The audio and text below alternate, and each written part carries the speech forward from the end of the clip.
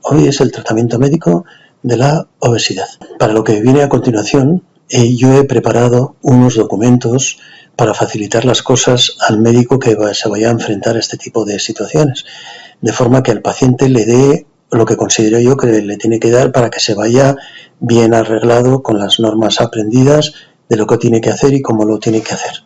Mira, entonces aquí tendremos estos 5 documentos.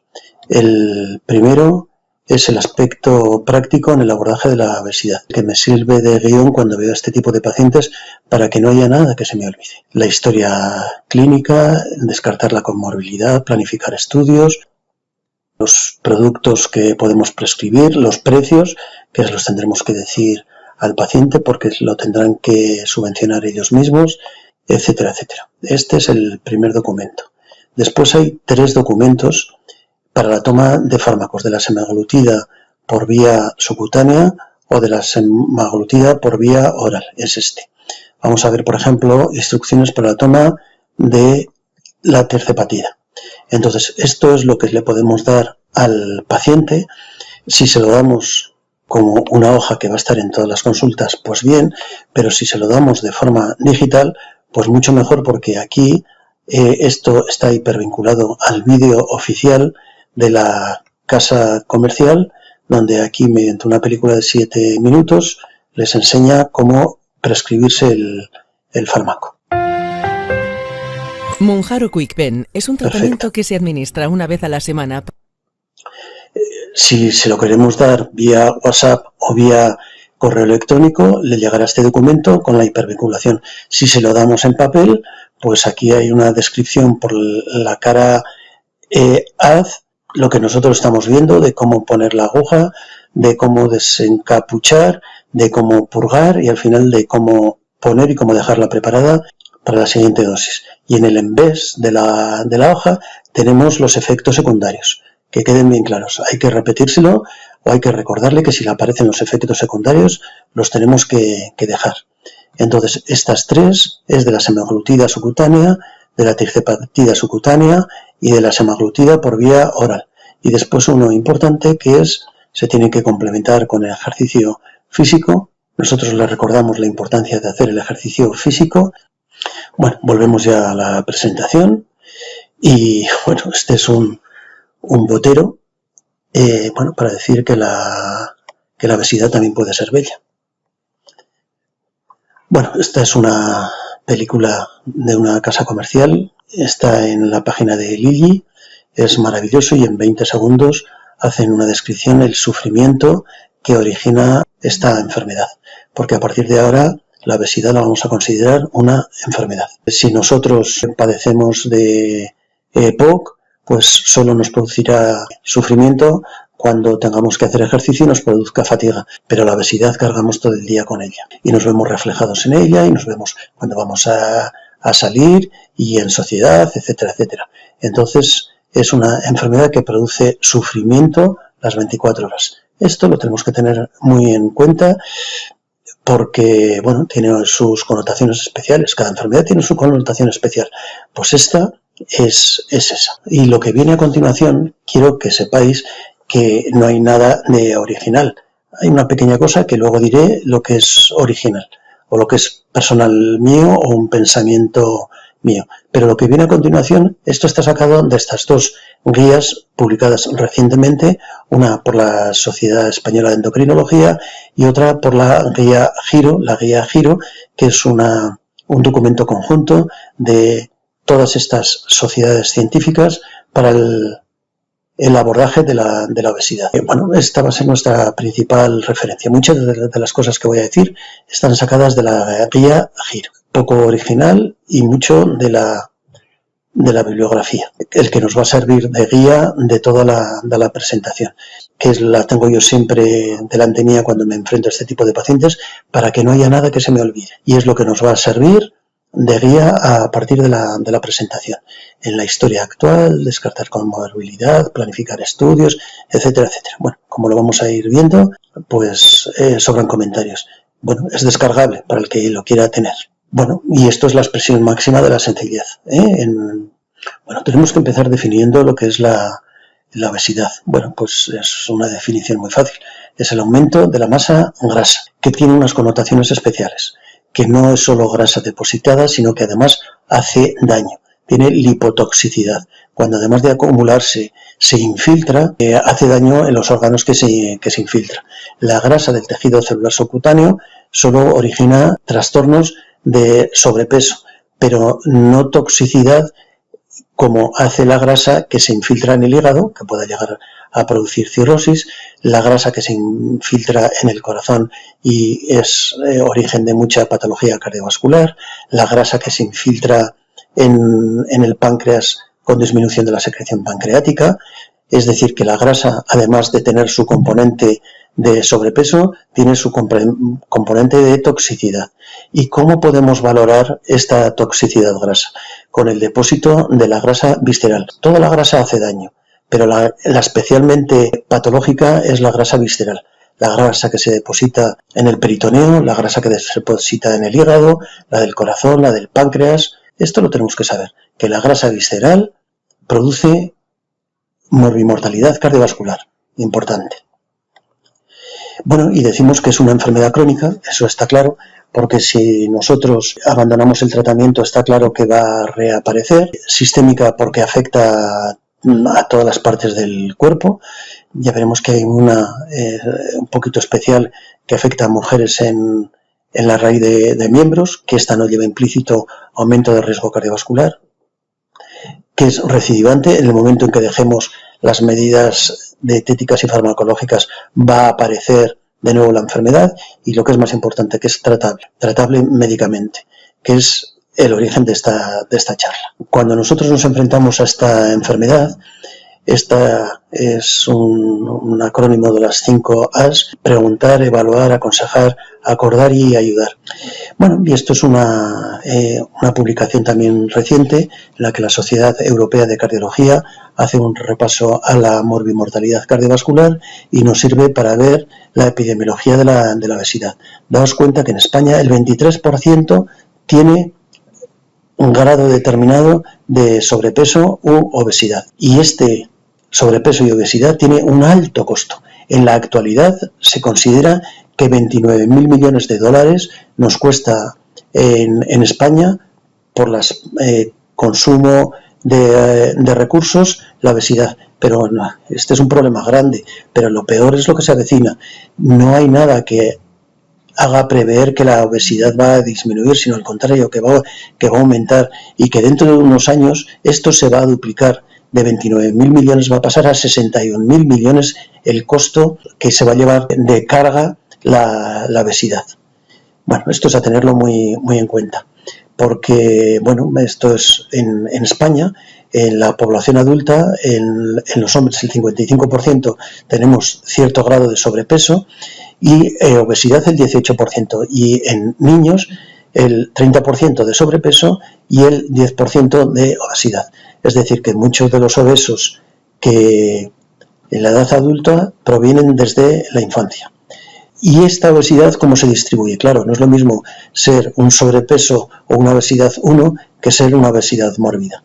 Pues bueno, a Dios gracias, la mayoría de los casos tenemos una obesidad leve de un 17%, una obesidad tipo 2 del 5% y una obesidad mórbida del 1,9%. Bueno, vemos un gran porcentaje y un porcentaje no pequeño de obesidades mórbidas, y que nos encontramos en nuestro quehacer diario sin lugar a dudas. Y lo que es más importante, que la obesidad lleva un alto riesgo cardiovascular, con muy alto o alto, y por lo tanto un aumento de la mortalidad. A nosotros el aspecto físico nos va a importar, pero el que verdaderamente nos va a importar es la morbimortalidad cardiovascular y las otras morbilidades que se asocian a la obesidad, que luego las veremos.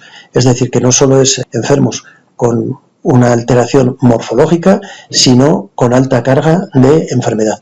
Por eso, disminuyendo la obesidad, disminuiremos todas esas otras enfermedades. Ahí es donde radica nuestro principal factor. Bueno, y la obesidad tiene muchas etiologías, pero la más importante es el aumento de la ingesta. Eso está claro. Esta era una frase que decía un familiar mío: en la posguerra no había obesidad. En la actualidad un 30% de los niños tienen sobrepeso o obesidad, daos cuenta que estos niños es 0 el porcentaje de obesidad. Es decir, que si no se dispone de alimentos ni de trastornos alimenticios, difícilmente se va a producir obesidad. Esto es importante. Bueno, si nosotros estamos diciendo que el 30% de la población infantil y el 23% de la población en general tiene sobrepeso, pues bueno, la obesidad es un problema de todos. Vemos aquí al presidente de la Sociedad Española de Endocrinología haciendo un llamamiento a las consultas de endocrinología dedicadas a los trastornos alimenticios. Al menos en todos los de hospitales de tercer nivel existen consultas de obesidad, y muchas de esas consultas de obesidad recientemente están transformándose en unidades, y algunas de ellas han solicitado y ya han conseguido acreditación de distintas entidades internacionales, entre ellas la Sociedad Europea para el Estudio de la Obesidad. Es decir, que ya hay movimiento. Que ese movimiento se traslade a otros niveles, pues probablemente será más lento. Pero desde luego los servicios de endocrinología y nutrición, que son los que de algún modo creo que deben liderar y toda esta iniciativa, ya están transformando sus consultas de obesidad en unidades de obesidad. Pero a la vez, recientemente en el New England ha salido un curso para atención primaria para el manejo correcto de la obesidad. Eso está claro. Que las obesidades complejas deberán ser patrimonio del especialista en endocrino, y la mayoría de las obesidades las deberemos de manejar de forma correcta en las consultas de medicina general. Nadie está libre de no hacer bien las cosas con esta patología. Y por eso entendemos que ahora decimos que la obesidad es un problema de todos. Está claro que es de todo. Cuando nosotros viene un paciente porque le duele, porque tiene un trastorno del ritmo cardíaco o porque le duele en epigastrio y además es obeso, tendremos que afrontar la obesidad como problema prioritario, además del problema que le trae a ese paciente.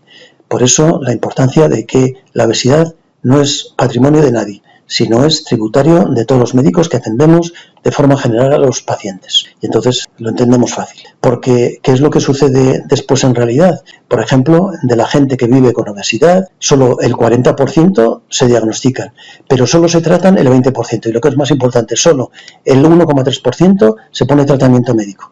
No puede ser. No puede ser.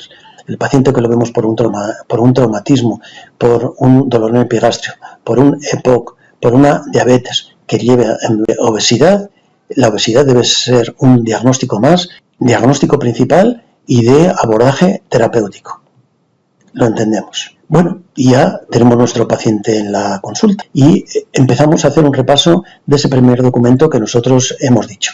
Hacemos una historia clínica habitual, con la exploración habitual. Nos fijaremos especialmente en las medidas, peso, talla, perímetros, los que decidamos medir, en una historia alimenticia, porque en el fondo de la mayoría hay un trastorno alimenticio, y una exploración normal, y con el índice tobillo-brazo. Y de esta manera, abordaje inicial, nos haremos una idea del grado de obesidad y del tipo, si es androide o ginecoide. Bueno, vamos a ir hablando del abordaje en la consulta. En la historia clínica nos tendremos que fijar especialmente en la toma de fármacos. Sabemos en todas las consultas, sabemos los fármacos que toman y tendremos que hacer un repaso por el grupo de fármacos, los que son capaces de originar aumento un abordaje, y este es otro que se complementa, en los que cada grupo farmacológico, al lado hay otro del mismo grupo farmacológico en los que no producen aumento del peso. Esto lo tendremos que tener presente. Y después, bueno, pues lo que es importante es lo que nosotros hemos dicho, la encuesta alimenticia. Algún trastorno alimenticio nosotros tenemos en el sentido de ingesta inadecuada. Está claro que la cantidad que entra es excesiva. Nosotros lo podemos dar por hecho que ya es obeso y que ya tiene ese trastorno, pero será bueno que nosotros hagamos un repaso desde cuándo es la obesidad y cuál es el motivo de la obesidad.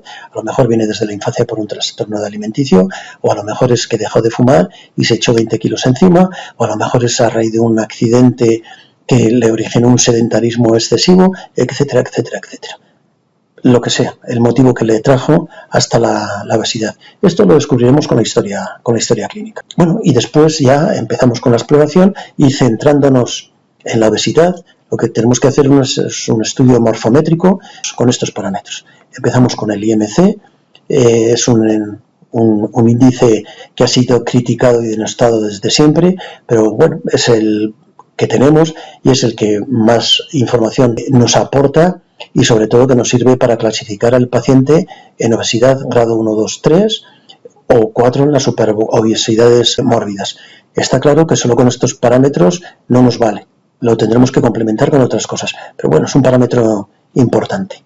Y la guía Giro, además del grado de obesidad, lo que nos ha clasificado, insta a clasificar a los pacientes obesos en el deterioro funcional. También los clasifica en 4 estadios, desde la obesidad que no le origina ningún tipo de deterioro hasta el grado 4, el que el paciente lo tiene sumido en una silla de ruedas. Por eso, en los pacientes, al final de nuestra consulta, los tendremos que decir obesidad grado según el IMC y funcionalmente 1, 2, 3, 4 según la guía Giro. Y de esa manera el paciente está perfectísimamente clasificado. Y es lo que nosotros estamos diciendo, que el IMC pues es un índice denostado, pero bueno, que nos ayuda. Está claro, aquí un ejemplo concreto, que estas dos personas tienen un IMC semejante, pero tienen un fenotipo, una morfometría completamente diferente.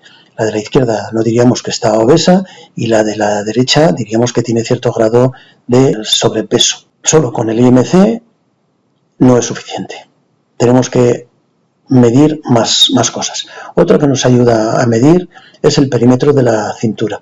Una relación circunferencia de la cintura, altura, nos ayuda a ver la cantidad de depósito graso que tenemos en el abdomen como indicativo de grasa visceral. Y nosotros ya hemos dicho que la grasa visceral, el aumento de la grasa visceral, lleva implícito mayor morbimortalidad cardiovascular. De ahí la importancia. Tenemos unos parámetros para hombres y mujeres, unos valores absolutos que los estamos viendo ahí y sobre todo una relación entre la circunferencia de la cintura y la altura, que esto es lo que nosotros estamos viendo aquí con diferentes grados. La línea media es el 0,5, cuando nosotros tenemos mayor de 0,5 es que el perímetro de la cintura es mucho desproporcionadamente alto con referente a la altura y nos está indicando un aumento de la grasa visceral.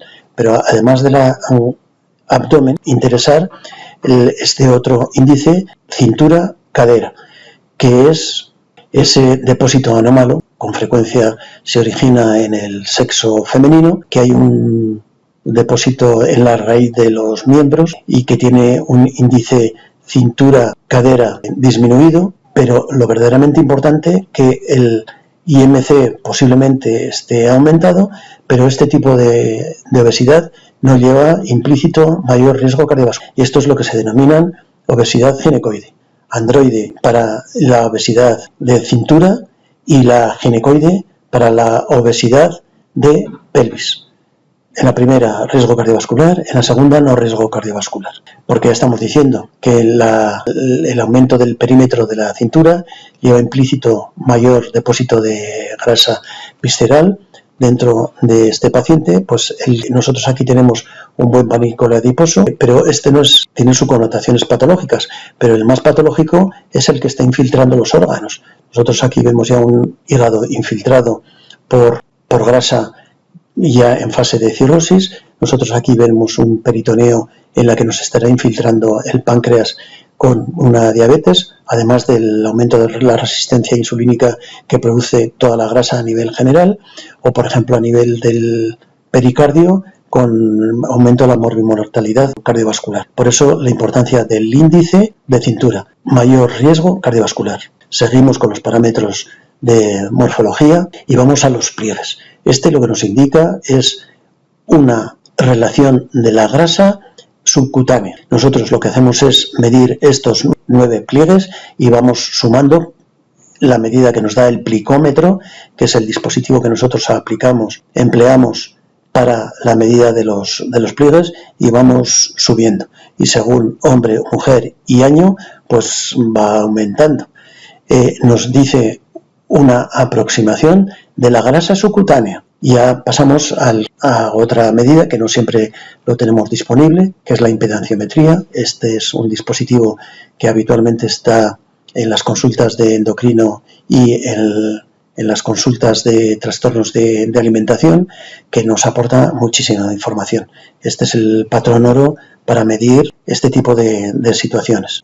Ya desde la guía Giro nos instan a que en muchas consultas, o en la mayoría de las consultas que se ven a este tipo de pacientes, dispongamos de impedanciómetro por la gran cantidad de información que nos aporta, y que lo vamos a ver ahora. Porque de alguna manera hay que cuantificar la obesidad. A lo mejor la medida no adecuada tiene que ser esta, por un TAC o por una resonancia, pero de alguna manera tendremos que medir la obesidad mucho más, que con los índices morfométricos que nosotros hemos dicho, del IMC, de la cintura y de los pliegues, porque la impedanciometría nos da una definición exacta de la cantidad de grasa que nosotros tenemos. Aquí vemos en hombres y en mujeres, de la cantidad de masa magra que nosotros tenemos, músculo y agua, que esto es importante, y de la cantidad de masa muscular que nosotros dispongamos. Cuando nosotros vamos a perder peso, no solo se pierde de la grasa, sino se pierde también del músculo. Por eso es muy importante intentar cuantificar la cantidad de músculo y cómo vamos a ir perdiendo músculo. Bueno, ya vemos el porcentaje en hombres y en mujeres de la grasa en condiciones normales, que es diferente. Bueno, y este es un estudio normal de una paciente que me tocó ver el otro día, que le habían hecho la impedanciometría en endocrino. Es una paciente que pesa 109 kilos, que la cantidad de grasa es 54 kilos, el 50% se lo lleva la grasa, la masa muscular, que es muy importante, es 47, que no está mal, un 47% de grasa muscular, no está mal. Nosotros, cuando perdamos uno y otro, tenemos gran reserva de masa muscular para que en esta paciente no nos origine ningún problema. Esta paciente tiene gran reserva de masa muscular porque iba al gimnasio durante 3 días de la semana. Eso está claro. Bueno, una cosa importante que nos aporta este tipo de valoración es la cantidad de agua total. Nos puede decir si tenemos cierto grado de sobrecarga de agua, que el afrontamiento a esto nos resultará muy fácil. Y con esta primera gráfica ya nos aporta bastante información. Nosotros seguimos viendo más valores que nos da esta impedanciometría.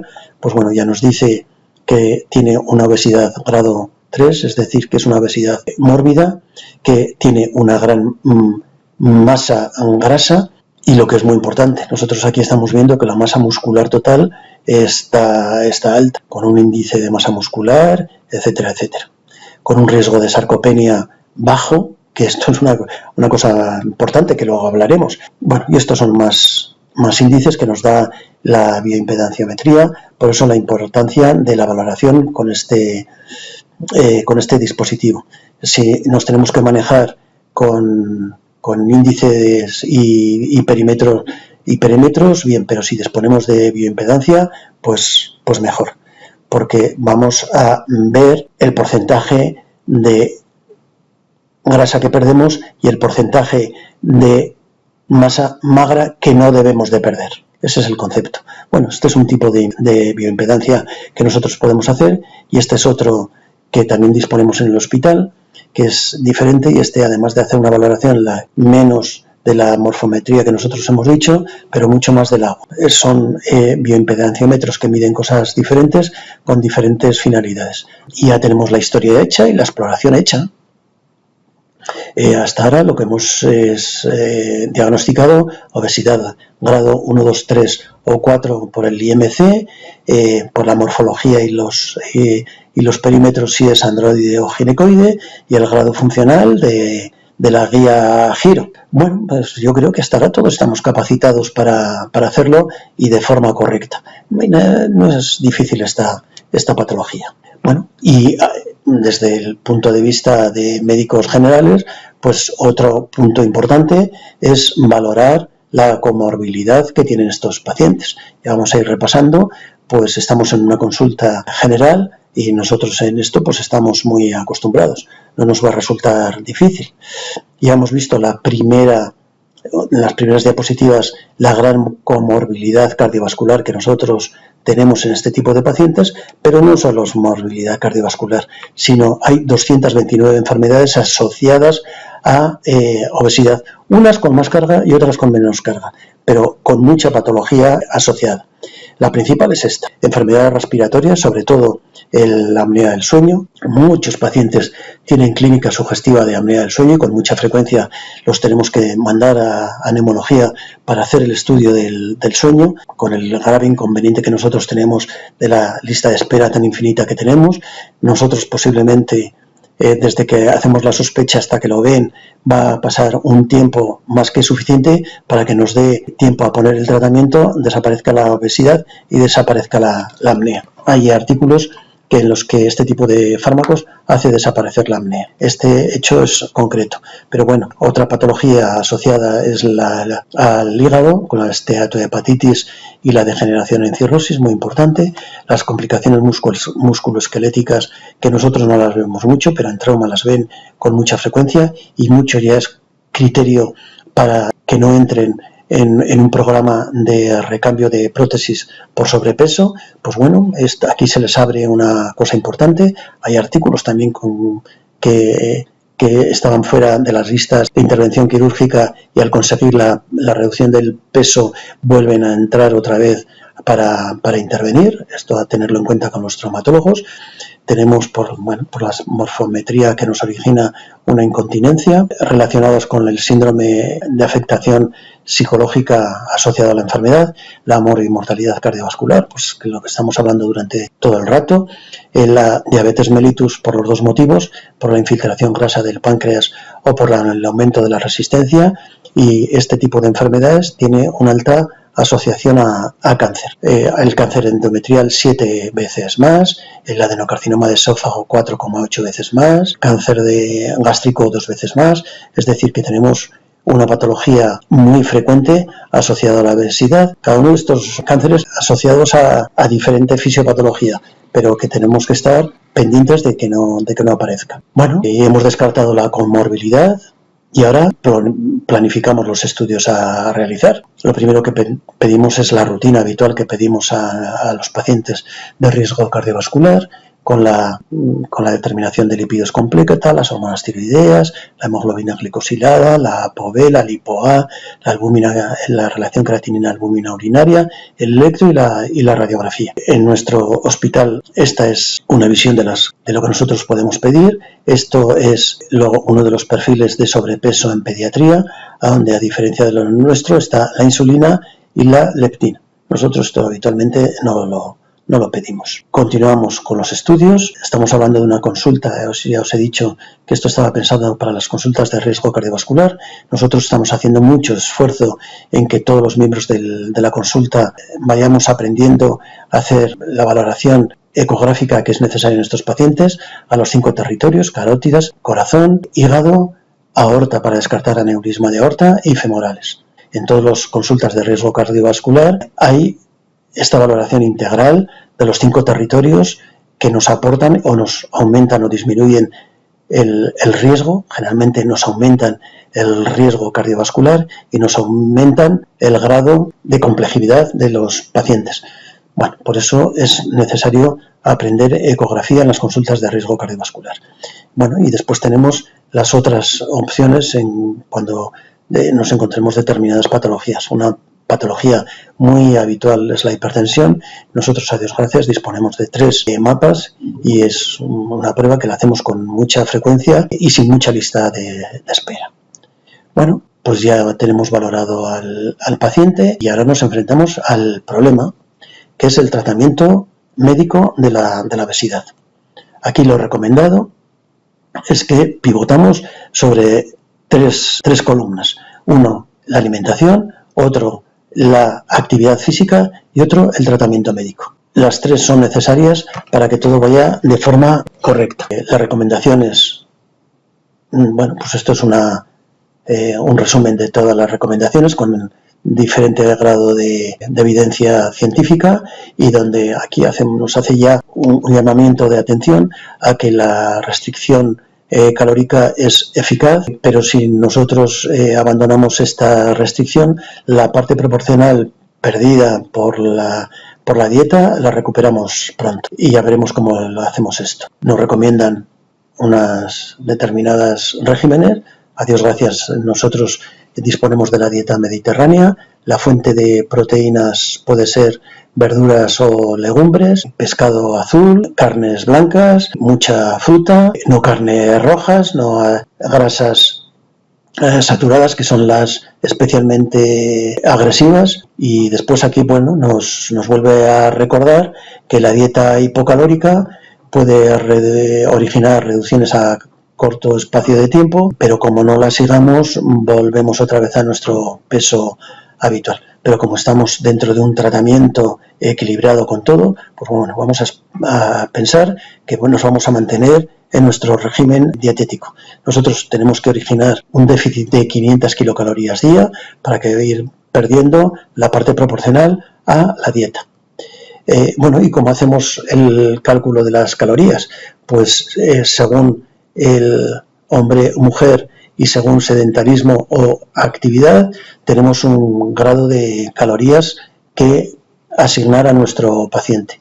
Y a ese cálculo aproximado de calorías, quitarle 500 calorías. Ese es el plan. Y entonces para eso nosotros lo que hacemos es, vamos a nuestra historia clínica, a nuestro pergamino y a nuestra carpeta de dietas y nos encontramos todas estas dietas. Entonces, si tiene colesterol o no tiene colesterol, le pondremos la dieta baja en colesterol o no la dieta baja en colesterol, pero a nosotros aquí lo que nos interesa es asociar el déficit de calorías. Calculamos el número de calorías, le quitamos 500 y vamos a ver cuál de estas se aproxima a nuestro paciente. Problema. Bueno, he cogido 3 por coger 3. Por ejemplo, en esta dieta de 1500 calorías, pues nos aporta 70 gramos de proteínas. En esta de 1700 nos aporta 85 gramos de proteínas. Y en esta de 1750 nos aporta 91 gramos de proteínas. Nosotros estamos diciendo que una cosa que vamos a hacer es perder masa magra. Y esto no nos interesa. Si nosotros damos una dieta hipocalórica y no muy cargada de proteínas, vamos a tener un problema.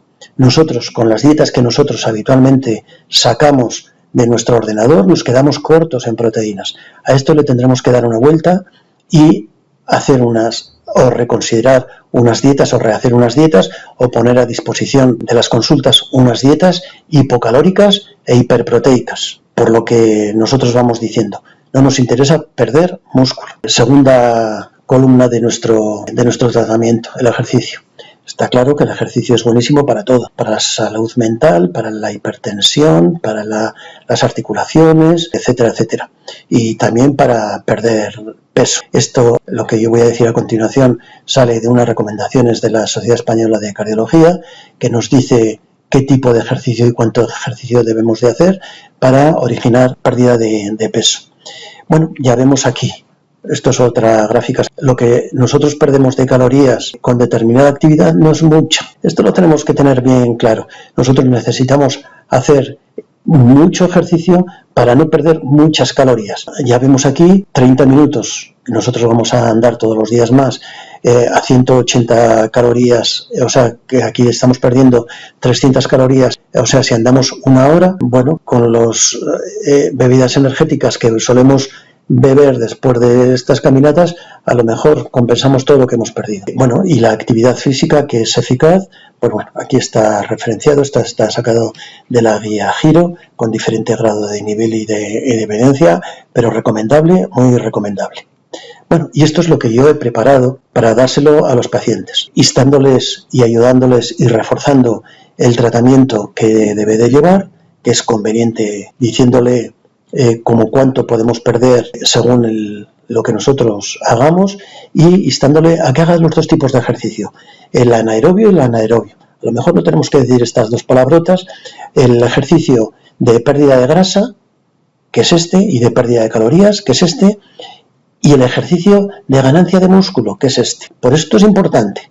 Nosotros, en nuestro plan de tratamiento, no nos interesa perder grasa y no perder músculo. Por eso tenemos que hacer los dos tipos de ejercicio. El que consume calorías, que es el de caminar, y el que hace músculo, que es el de hacer fuerza. Aquí vemos cómo se consigue con caminatas, andando, en más o menos 1 hora al día, 5 o 6 días a la semana. Esto es lo cardiosaludable.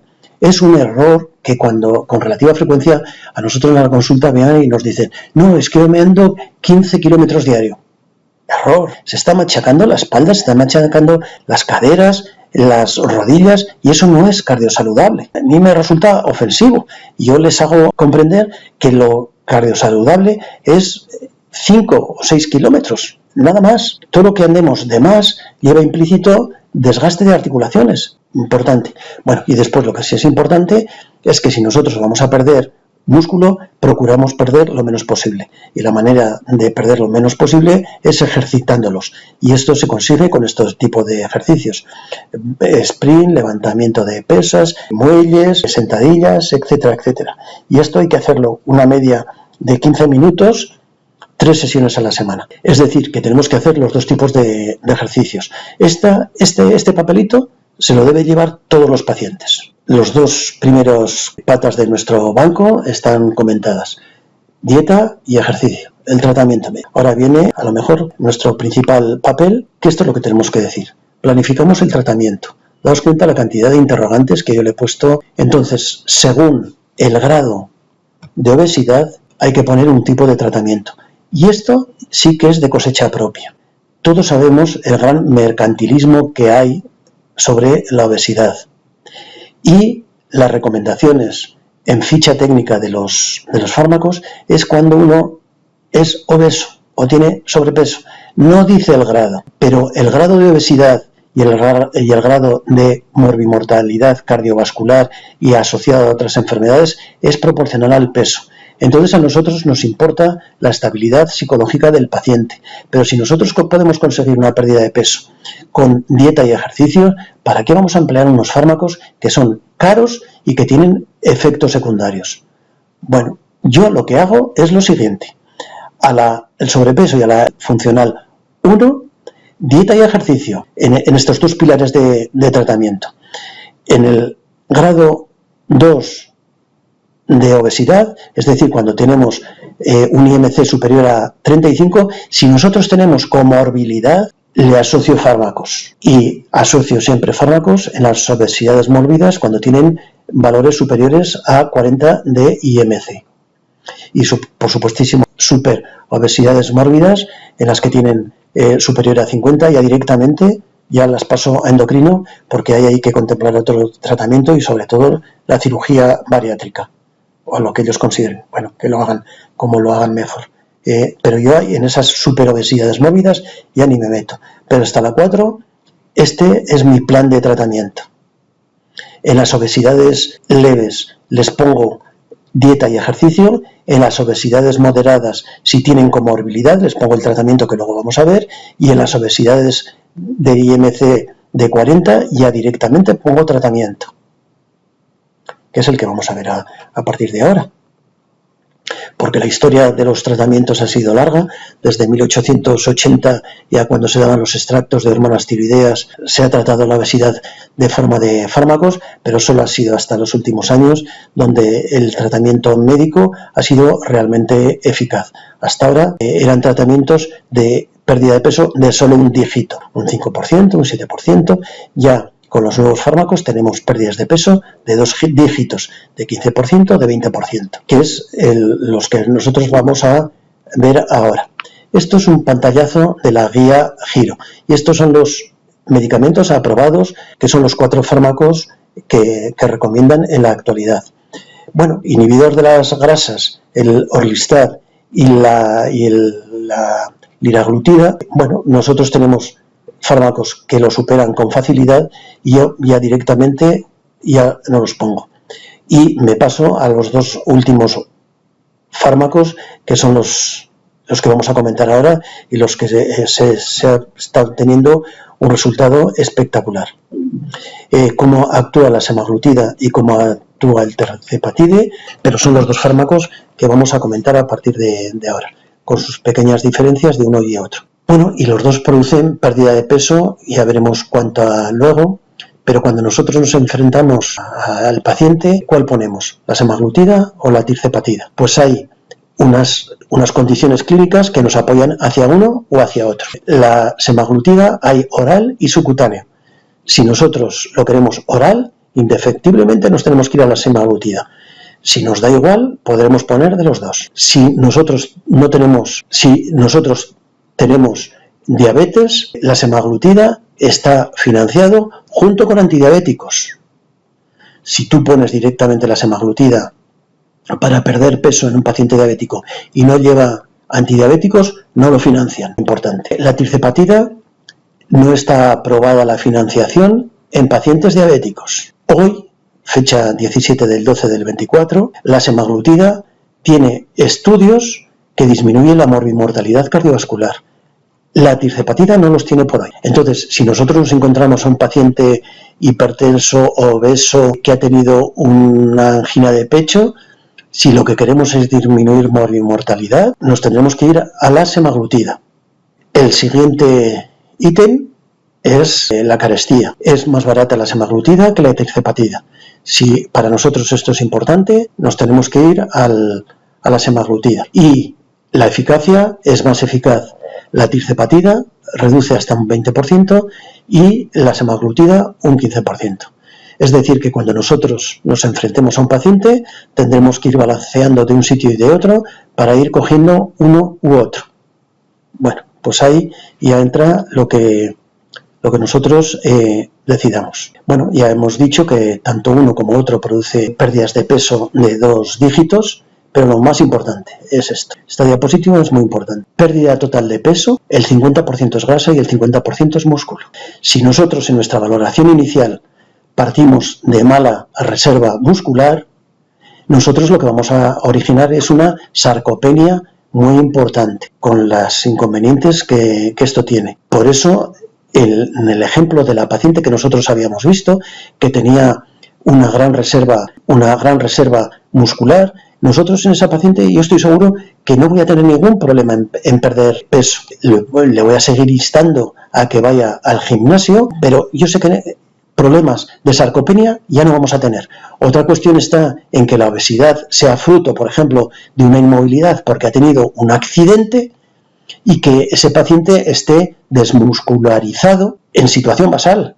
Si nosotros le vamos a originar una pérdida de 20 kilogramos de peso y de esos 20 kilogramos 10 van a ser de músculo, pues imaginaos el flaco favor que nosotros le estamos haciendo. Bueno, en nuestra mano está hacerle perder lo menos músculo que nosotros podamos.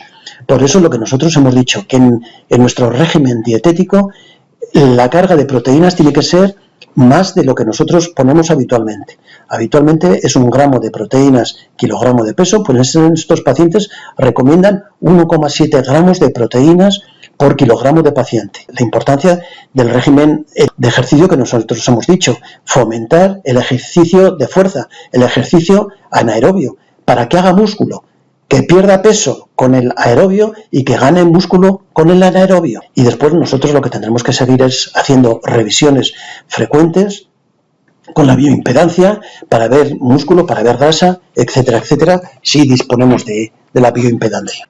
Porque, claro, se pierde peso, y es lo que nosotros decimos, que se pierde grasa y músculo, y esto se nota, porque hay una pérdida de elasticidad de todos los tejidos. Al perder músculo es lo que se denomina cara de Ozempic por pérdida del sustrato muscular de la cara, y nosotros aquí vemos a personas famosas con el efecto del antes y el después de la toma del Ozempic. Esto lo tenemos que saber.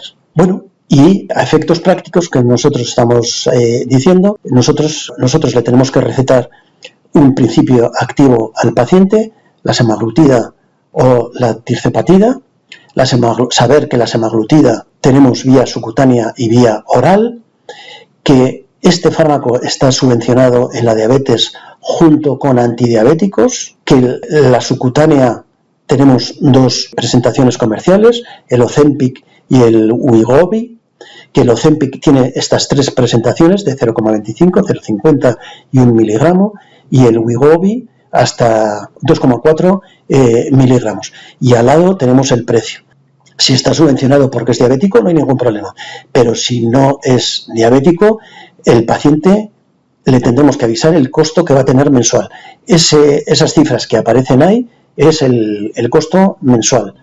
La semaglutida subcutánea, las 2 presentaciones, traen su aguja, cosa que nos sucede con la tirzepatida.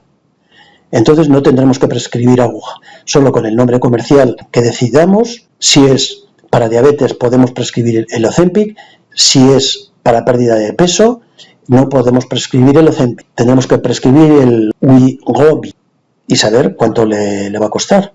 Y si por el motivo que sea el paciente no quiere la subcutánea, tendremos la vía oral, con el Rybelsus. Bueno, y estas son las hojas que yo he preparado y que están disponibles para poderlas o bien imprimir o bien mandarlas vía online de la semaglutida. Aquí tenemos los 2 nombres comerciales, el Ozempic y el Wegovy. Aquí tenemos, si nosotros lo mandamos vía digital, pinchando en este hipervínculo, nos llevará directamente a la casa comercial y en un vídeo nos enseñará cómo pincharle, pero esto es un resumen de poner la aguja, desencapuchar, purgar el fármaco, buscar la dosis y poner el fármaco.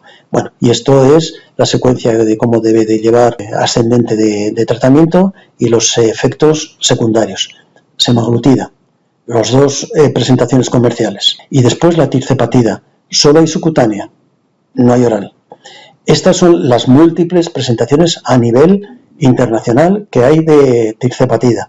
A nivel de España solo existen el QuickPen, y solo existen estas 4 presentaciones, 2,5, 5, 7 y 10. Y este es el vínculo a la ficha técnica. Esto es lo que podemos prescribir. Bueno, y esto es lo que tenemos que tener en cuenta con el precio de cada una de las dosis y, muy importante, hay que dispensar el nombre comercial y la aguja. Este preparado en la casa comercial no trae aguja. Le tendremos que prescribir aguja, muy importante. Bueno, y este es el documento que lo podemos descargar para dárselo al paciente, también con su hipervínculo si va vía digital o si es vía hoja, pues bueno, explicarle un poco cómo poner el fármaco. De forma que cuando el paciente salga de la consulta deberá llevar estos 4 papeles: una dieta sacada del ordenador, con las consideraciones que nosotros hemos dicho, baja en calorías y alta en proteínas, una hoja explicativa con los ejercicios a realizar, los que nosotros hemos visto, explicándole la diferencia de un ejercicio con el otro, una receta privada, despáchese con la etiqueta del paciente, la fecha y el cuño del médico, y una hoja con las explicaciones para ponerse el fármaco, el que nosotros habíamos decidido, oral o subcutáneo, y en cualesquiera de las diferentes formas comerciales.